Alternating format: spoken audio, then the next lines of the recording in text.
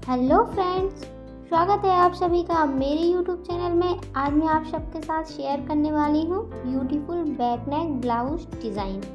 अब हम अपने ब्लाउज़ का नाप ले लेंगे। सबसे पहले हम अपने ब्लाउज़ की लंबाई ले रहे हैं जो हमने 14 इंच रखी है। उसके बाद हम अपने ब्लाउज़ की चौड़ाई ले रहे हैं जो कि हम 12 इंच ले रहे हैं।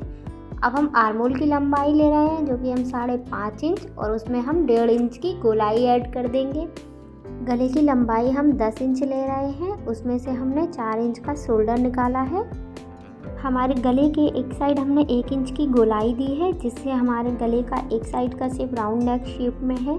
जैसे हमारे गले पर निशान है और जिस शेप में हमने गले की कटिंग की है उसके ऊपर से हम गले पर सिलाई लगा देंगे। इस तरह हम दोनों पार्ट्स को बराबर करके सिलाई कंप्लीट कर देंगे। और अब हम हमारे गले में छोटे छोटे से कट्स लगाएंगे। चाहे आप किसी भी शेप का गला बनाइए, कट्स लगाना ज़रूरी होता है क्योंकि प्रॉपर शेप तभी आ पाता है गले का जब हम कट्स लगाते हैं। अगर हम ब्लाउज़ में पाइपिंग लगाते हैं उसमें भी हमें कट्स लगाना ज़रूरी होता है। अब हम हमारे गले को पलट देंगे। इस टाइप के गले को पलटना बहुत ही ईजी होता है और आप देख सकते हैं हमारे गले का शेप कितना प्रॉपर आया है। अब दोनों पार्ट्स को बराबर करके हम ब्लाउज़ की कमर पर सिलाई लगा देंगे। इस टाइप की सिलाई को हम कच्ची सिलाई बोलते हैं क्योंकि ये सिलाई हमारी गले के अंदर की तरफ कवर अप हो जाती है। अब हम हमारे ब्लाउज़ के चारों तरफ सिलाई डाल देंगे। अगर आप ये सिलाई डालना नहीं चाहते तो आप इसे छोड़ भी सकते हैं, लेकिन आपके कपड़े के अकॉर्डिंग आपको सिलाई डालना पड़ेगा। अगर कॉटन का कपड़ा है तो आपको उसमें सिलाई ज़रूर लगाना पड़ेगा। ये सिलाई हमारे ब्लाउज़ में कहीं नज़र नहीं आती, ये सब अंदर की साइड रह जाती है। अब जो हमारे गले की कमर पर छोटे छोटे से धागे दिख रहे थे उन्हें हम कट कर देंगे। इससे हमारे गले पर फिनिशिंग अच्छी आती है। अब हम हमारे ब्लाउज़ के दोनों साइड टक को स्टिच कर देंगे।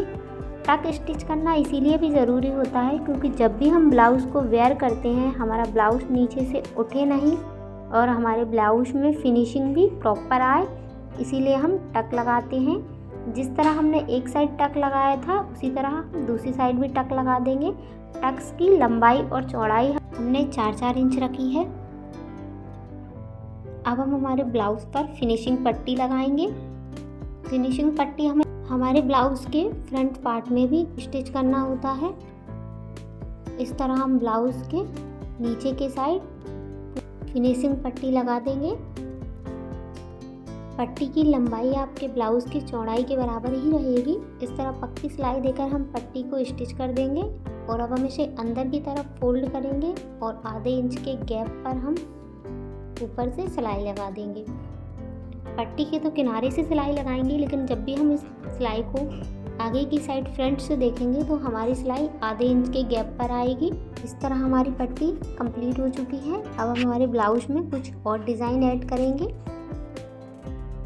आप देख सकते हैं हमारा ब्लाउज़ देखने में कितना प्यारा लग रहा है। अब हमारे ब्लाउज़ में हम कुछ और डिज़ाइन ऐड करेंगे। इसके लिए हमने अस्तर और मैन फैब्रिक लिया है। इसके हम छोटे छोटे से 2 बाई 2 इंच के कुछ स्क्वायर शेप में कटिंग कर देंगे। हमारे पास कपड़ा कम था इसीलिए हम इसमें जो हमने कटिंग की थी, हमारा जो कटिंग का बचा हुआ कपड़ा था उसे ही हम फोल्ड करके कटिंग कर रहे हैं। दोनों का साइज़ बराबर ही है। अब हम इसके एक किनारे को दूसरे किनारे से मिला देंगे और दूसरे किनारे को हम चौथे किनारे से मिला देंगे और इस तरह हम इसका ओपन वाला साइड है उस पर हम सिलाई लगा देंगे। इस तरह हम हमारी सारी डिज़ाइन बना के कंप्लीट कर लेंगे।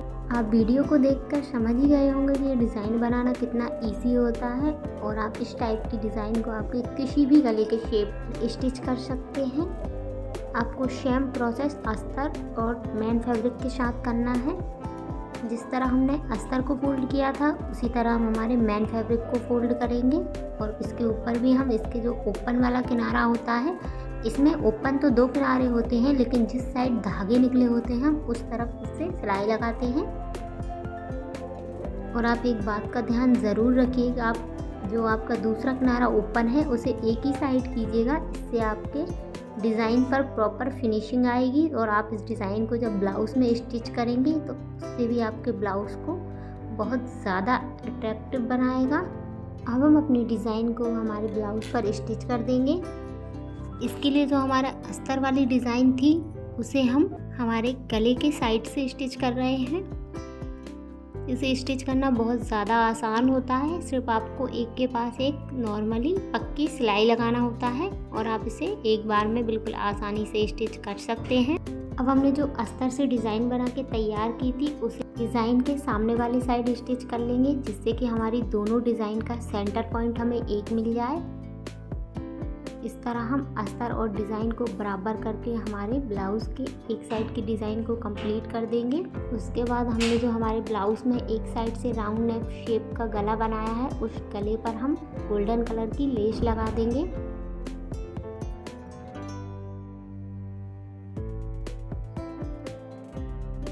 अब हमने जो समोसा कटिंग में हमारी डिज़ाइन बनाकर ब्लाउज़ पर स्टिच की है, उसके किनारे किनारे पर भी हम लेस लगा देंगे।